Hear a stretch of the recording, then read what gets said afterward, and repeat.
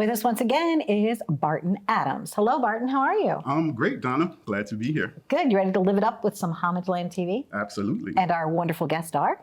Our wonderful guest star. We're paying homage today to an icon, a legend, a pioneer in the hip-hop world. Dr. Dré Brown is here in the house with us today. Hello and welcome. Where is he? Where is he? Yeah. Welcome. But let me let the people that don't know. Yes. He started with his co-hosting with Yo MTV Raps, the #1 radio show in New York on Hot 97 and Power 105. So, and then New York, after New York, I think it traveled across to the other side, right? Yes, and it went to The Beat out of LA. Okay. And it also went to film with Who's the Man? Yes. A very funny hip hop classic. And now fast forward, he's on a mission helping people with their health, with diabetes and men's health.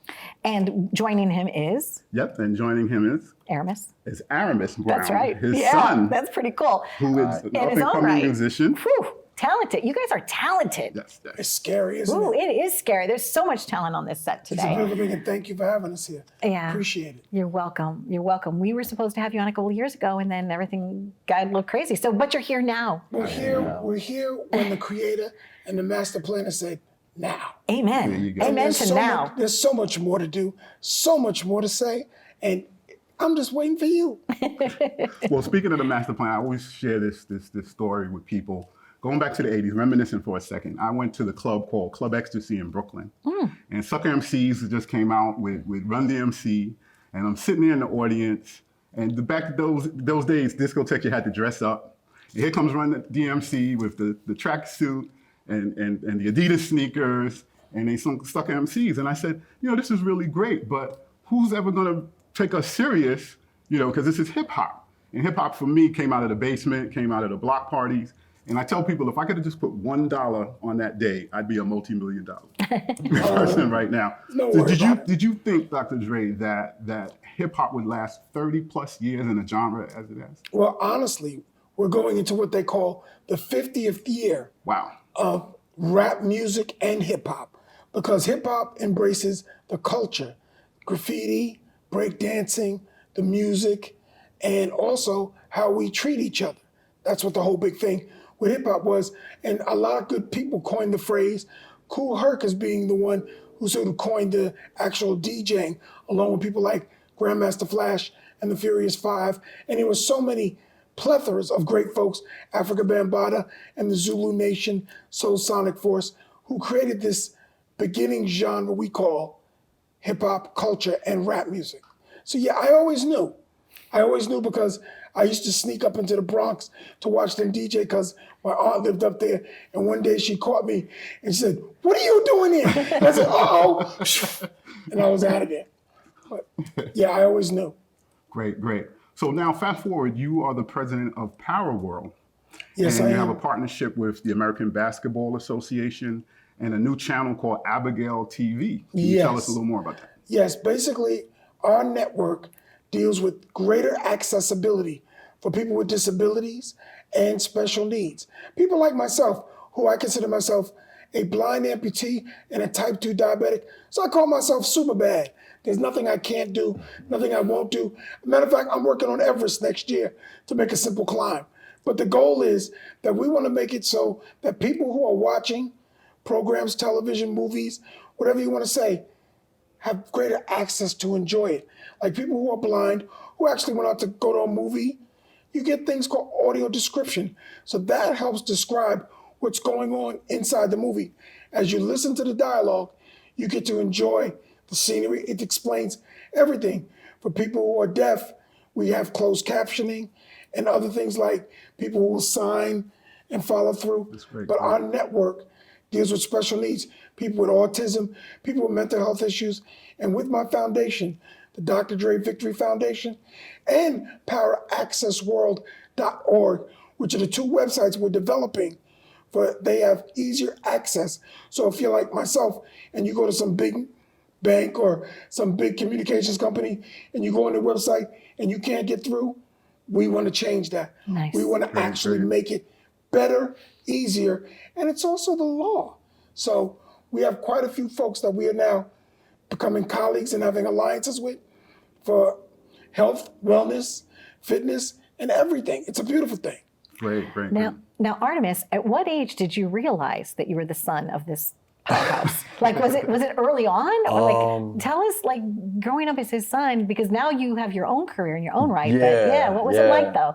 When I realized he was who he is, Yes. I think I was like in middle school a little bit, because when I was younger, I thought it was normal to cut lines at the movie theater and like get free things all the time. And like you're at the park, you're at like in the park and you're playing. I have a sister, and I'm playing with her, and these guys in black suits looking like men in black, like he's on the slide, he's on the slide, he's on the. I'm like, what? And then getting ridden around in golf cars, and I'm like, okay, I guess this is normal. I remember one time, crazy story. I said, I like that toy right there that little girl was playing. And then the guy was like, go get it. And he got it for me from the girl. And it was like, here you go, Arahmus. I'm like, all right, I guess this is normal. This is life. Wow. So then when I went to middle school and I was just like, can I have that toy? They're like, nah, like, what are you doing? Like, this is real life. What are you doing? Wow. And then, interesting. Yeah, and I was in the football team and everything. And then I wanted to play certain positions. And everyone was like, oh, you only got that because it's your dad. And I was like, oh, that made me want to like go harder at the sport. So I was like, I'll show you why I earned to play like the quarterback. So I played the quarterback and I started like practicing really, really hard. And that's when I realized, I was like, Dad, man, you made my life hard, bro. But good. Yeah, it was great. No, it was great. And now you guys work on the same team. Like you guys like work with one another, help one another. He did a really great paying homage to his father on a video called Who's My Dad? And what's the last part of it? It was Who's My Dad? Before I delete this off my phone, I created a little series on YouTube that I was like, oh man, all these great archived videos of what I did. I should make a video out of it. Before I delete off my phone, I literally was deleting it off my phone. Wow. So as I was deleting it, it came apart. I was like, oh, I got too many pictures of my dad on here. So I was like, oh, I guess that's episode 2. So I played this whole homage to him, and I researched a lot about him, and I realized, like, dang, Dad, like, you did a lot. I didn't even know. Like, I always just knew of him, but, you know, it's your dad. It's kind of different. And it's just like, okay. Like one time I accidentally met Spike Lee, and then years later I didn't realize it was Spike Lee. I was like, oh, it's just some dude. Like, yeah, like just hanging out, having coffee at the house. And his sister actually was in a movie called, what was the name of that movie? I don't know. The Brothers. It was done for Nickelodeon's channel. Yeah, he and his sister were in the movie, and that's where we met Spike Lee. And actually, the same day we met Spike Lee, we actually met the former president of the United States, Bill Clinton. Just casually. Just walking across the street. I'm like, hey, Bill. He's like, hey, Dré, how you doing? I'm good. How's everything with you? And they're looking around going, who's Bill Clinton? Who is? You know everybody. I said, no, I don't know everybody. Few people. I thought it was normal. I really thought it was normal. Oh, interesting. Yeah. Now out in LA. Oh, it's called Miracles Boys. Miracles Boys. I would get crucified by one of the producers if I didn't remember Miracles Boys. Okay. Yep. So you recently teamed up with Alonzo Williams from the World Wrecking Crew. World Class Wrecking Crew. World Class Wrecking Crew. Yes. Thanks. Who was a DJ, and he had a club called in LA called Eve After Dark. Mm-hmm. He and I teamed up. He's the godfather of West Coast hip hop. You got to say that. And he actually, here's the thing. He actually put DJ Yella and the other Dr. Dré from NWA and Snoop Dogg and Eminem. They worked together with Eazy-E and created what they did over there. So many years later, after I met Alonzo, we started talking about stuff. I said, man, I met you in the studio with Dré when he was working on a different record. He was like, Dré, I don't remember that. I said, I do, bro. You sat next to me in the chair, and we talked, and you kept calling me, yo, Dré. But you was talking to the other one. I said, yeah, we met, dude. And eventually we came together and collaborated.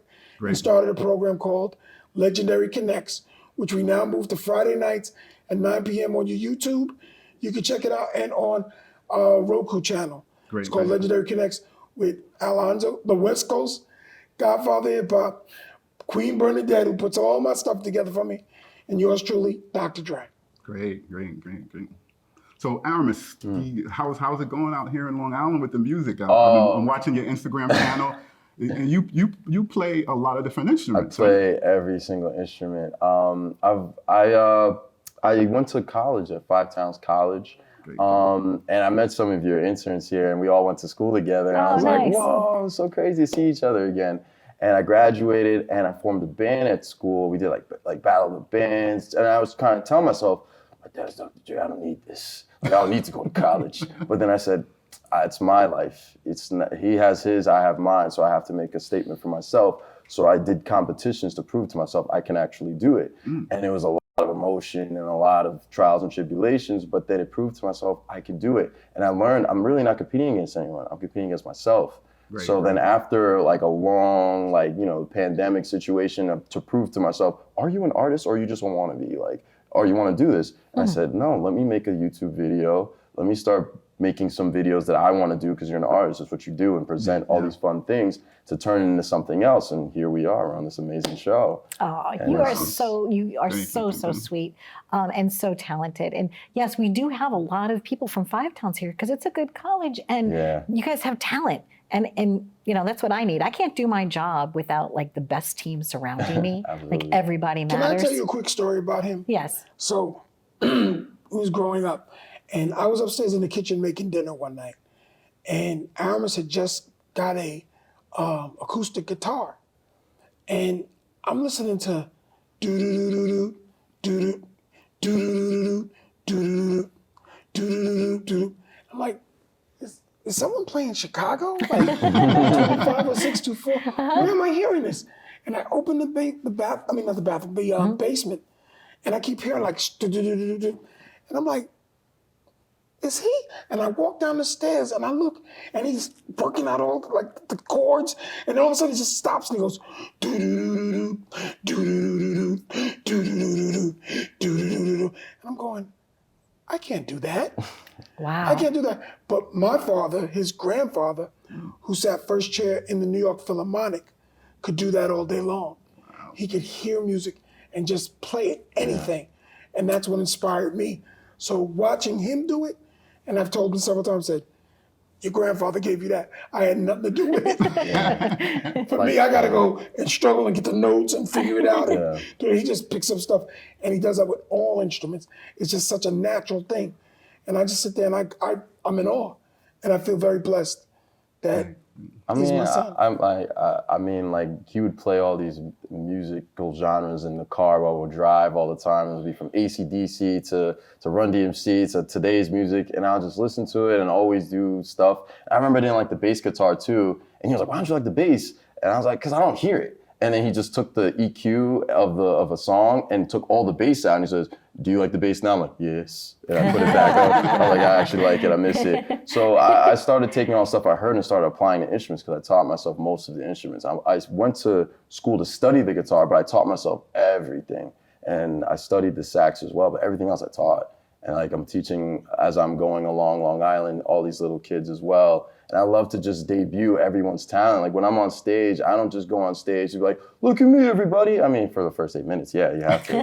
But after that 8 minutes, I want to make it about all of us because it is about all of us. We're amazing people, we're all these colors in a canvas. He's always been a showman since 4th grade when he got his first sax.